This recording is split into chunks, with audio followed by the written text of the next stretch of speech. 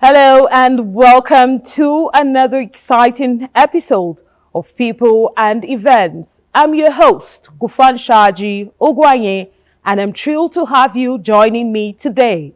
Before we dive in, let's take a sneak peek at what's in store for us.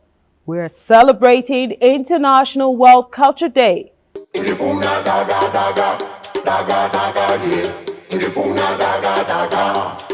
And trust me, it's going to be a vibrant and colorful ride.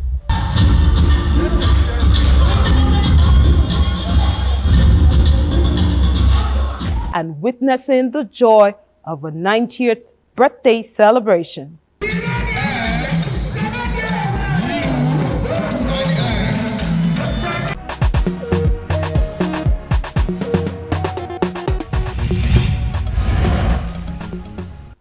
So let's get started with our first story, shall we?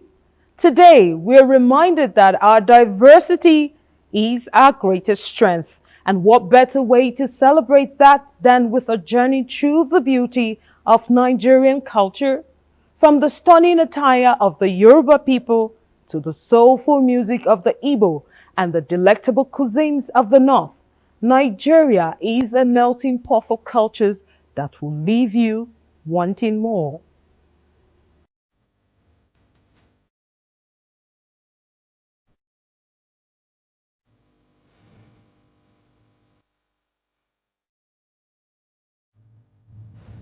Nigeria is a country with over 250 ethnic groups, each with its unique culture and traditions.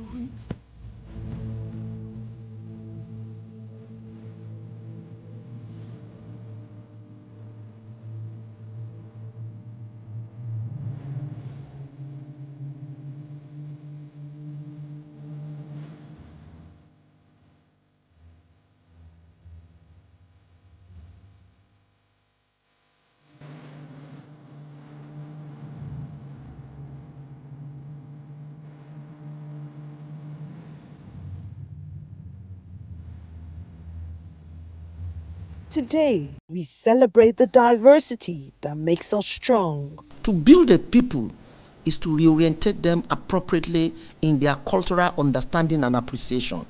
To kill a people is to take their culture away from them, and they will die naturally before you know it. How do you do that? Take a language, take people's language away from them, take their cuisine away from them, take their dress culture away from them, take their spirituality away from them. You have a dead body on the floor. And to God be the glory, we have a president today who takes every part of development as very important. To that extent, we have seen that we need to revisit how to incorporate, and imbue culture into our policy formulating processes as a country. We are showcasing some of the elements of our culture and the creative economy for economic diversification. And these sectors are sectors that could enhance our economy, develop the economy, and create jobs for our teeming population. Our cultural diversity is the strength of Nigeria. And it's also a day we're also creating awareness on the need for cultural dialogue, and as well to create awareness on the potentials of the Nigerian culture and the creative economy.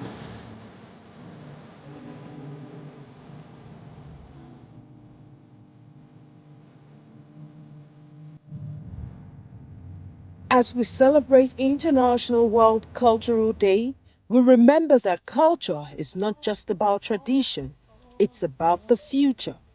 It's about the next generation of Nigerians who will carry on our legacy. People out there, they love our culture so much. So it is time for our parents, our leaders, our statesmen, and each and every one of us to come together to tell our children and the young youth coming up more about culture.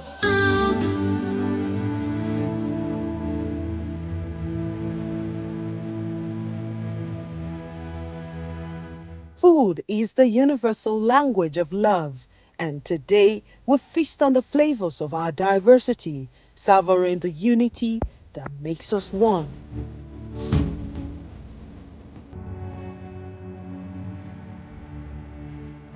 Music and dance are the rhythms of our soul, and today we let them move us to celebrate the beauty of Nigerian culture and the strength of our diversity.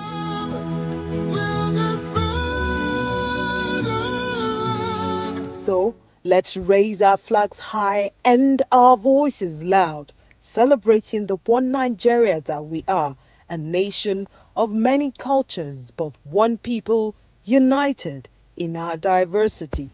No matter your state, your tribe, your ethnic groups, wherever you are coming from, just know that we are one. We are unifying power with this name called Nigeria. Happy International World Cultural Day, Nigeria. May our diversity forever be our strength.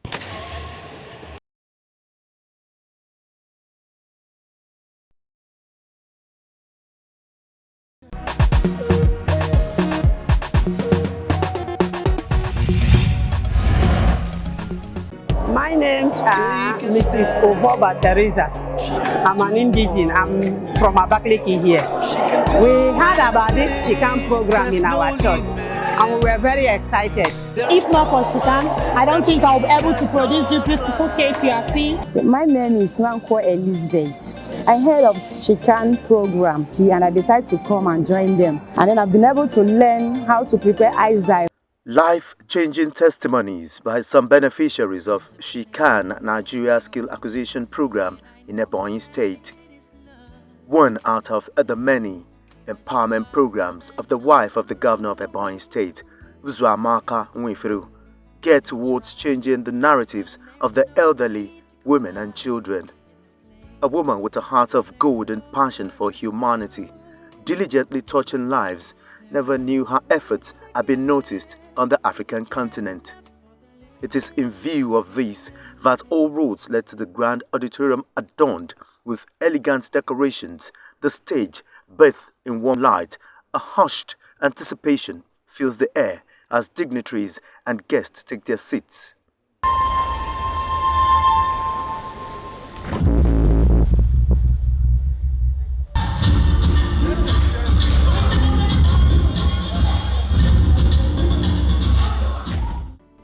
The host steps onto the stage radiating charisma and poise.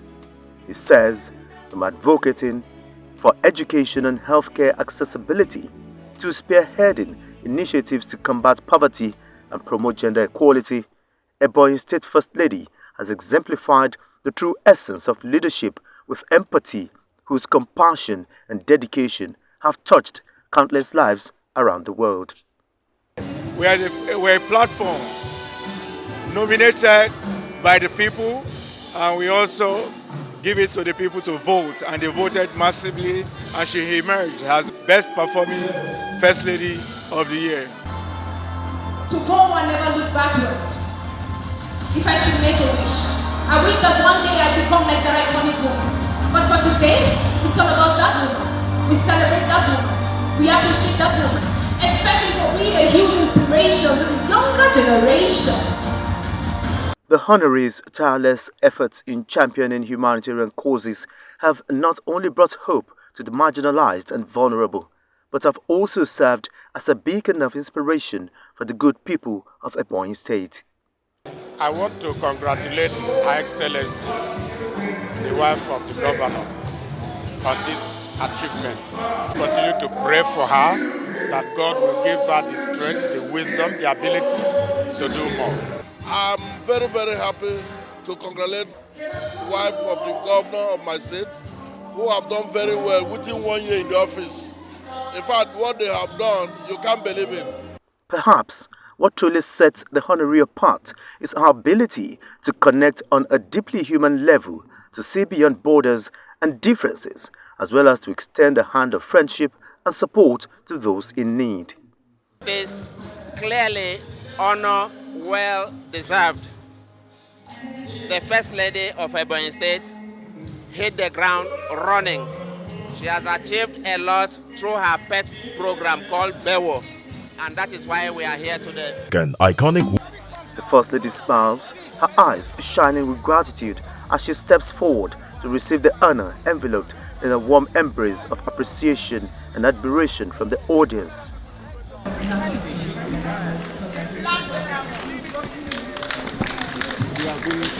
Thank you very much. Good evening, everyone.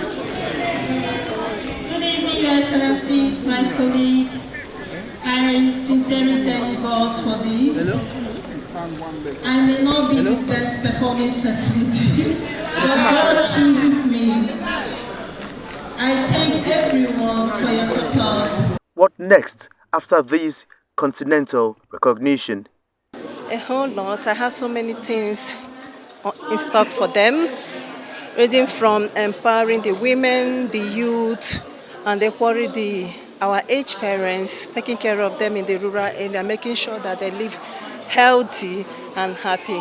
As the music swells and the applause continues, the scene fades to black, leaving behind a sense of hope, gratitude, and renewed commitment to humanitarian ideals.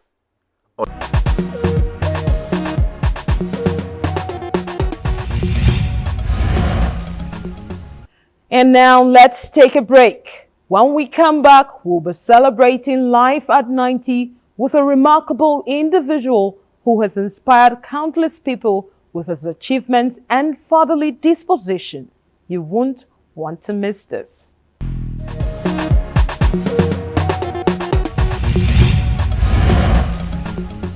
Welcome back, everyone. As the popular adage goes, hard work pays. And that's exactly what we're celebrating with the grandson of Oba Eweka, Prince Alexandra Osayande. This venerable gentleman has earned the respect of many with his remarkable achievements and kind heart. Happy birthday, sir.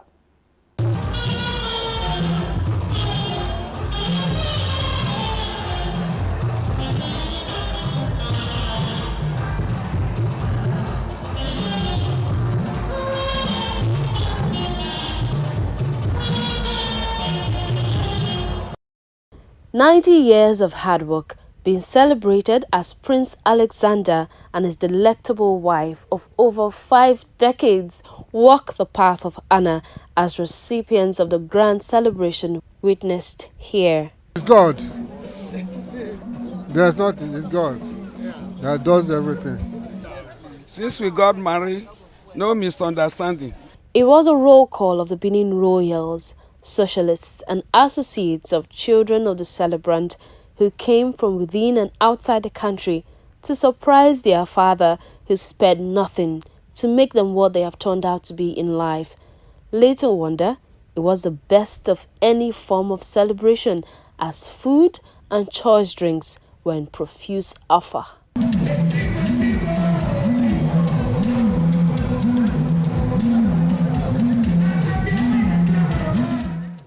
There was a colorful cake cutting ceremony.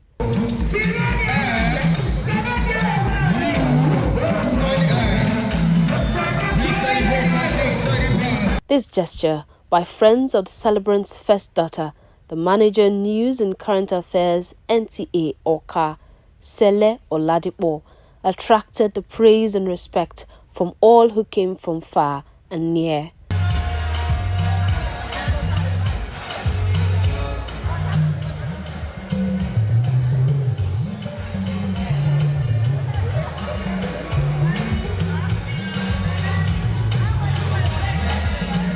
For his children, the love showered by their dad will remain inestimable.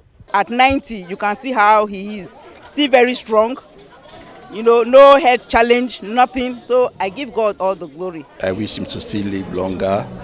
The word of God says 120, and I hope he will make it to 120 by God's grace. Yeah. My dad made me who I am today because he's full of love, and he taught me how to love, not just his kids. So his love expands round him. He's a selfless man who has done so much for so many people.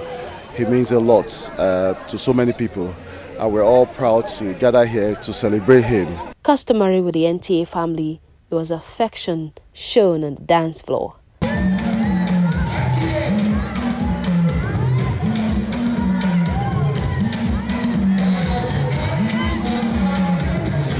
Relations of the nonagenarian attributed his achievements to dint of hard work.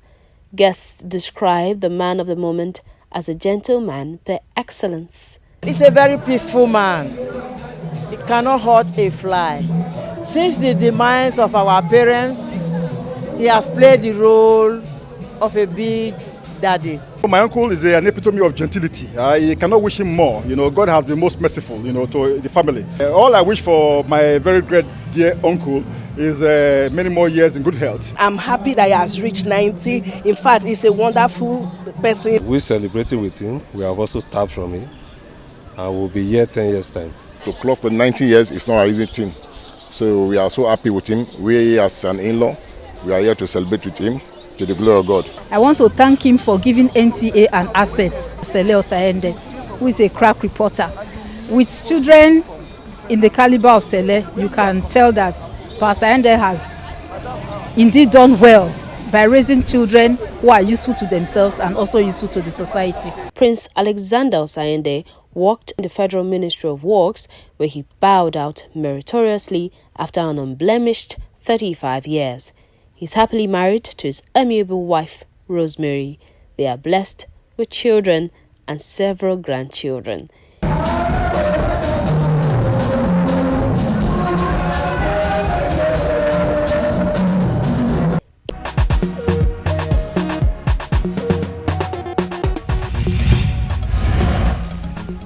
And finally, we're ending today's episode with a celebration of a life well spent in service to God, the church, and humanity at large. Madam Comfort Bolaji may be gone, but her legacy lives on in the hearts of those who knew her. Rest in peace, Ma. The event kick-started with the line in state of Mama Comfort Bolaji, where the children eulogized her as an epitome of goodness, a mother, grandmother, and great-grandmother with a heart of gold.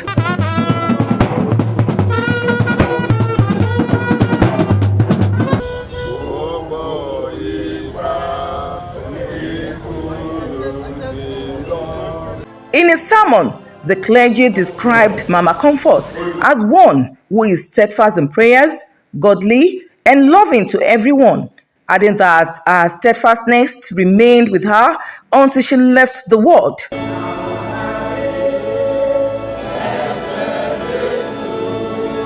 She was a strict discipliner, an intelligent and brilliant community leader, dependable church member, and an incorruptible peacemaker.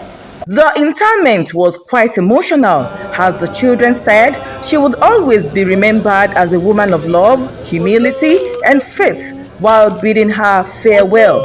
She was loving, highly disciplined, and she put us on the right path of God. She was a great counselor, a disciplinarian, and as you have seen and heard from people, she was loved by all. Thank God for the opportunity to know her as my mother. When I was in school, I was a teacher before I became a lawyer. At St. Andrews College, Oyo, she would sell her wares, China wares, golden wares, when I was going back to school. So there was nothing I could not do for her, and I thank God I did well with my mother. There's a lot of things about her. I think right now I'm still in self-denial. I'm still finding the right words. I mean, it's really difficult for me doing this for Mama, but I know she's wherever she is, I'm sure she's with the Lord, and I just want to say, may she rest in absolute peace. She brought comfort to all that were around her. Everyone would say of her that she was a woman of prayer. She was a house of prayer. Strong, resilient woman. She did many things for all that were around her. You could know her by two things: prayer and love. Funeral proceedings done and dusted. Guests were ushered to grand reception, which was agog with dignitaries from across the country who came to identify with the children of the deceased. They said the occasion is not to mourn the loss of Mama Comfort, but to celebrate her life.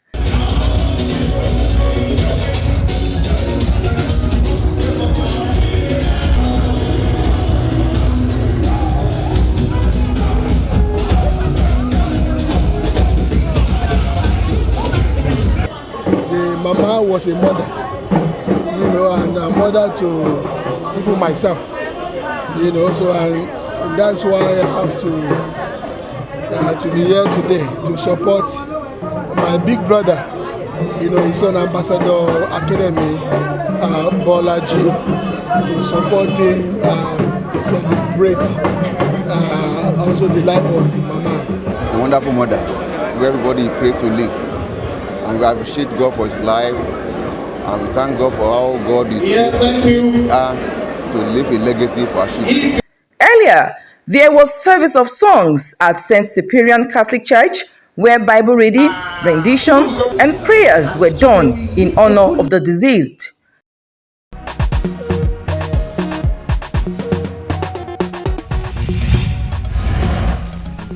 Today, folks, remember, we have strength in our diversity as Nigerians, and I'm so proud to be part of this vibrant community.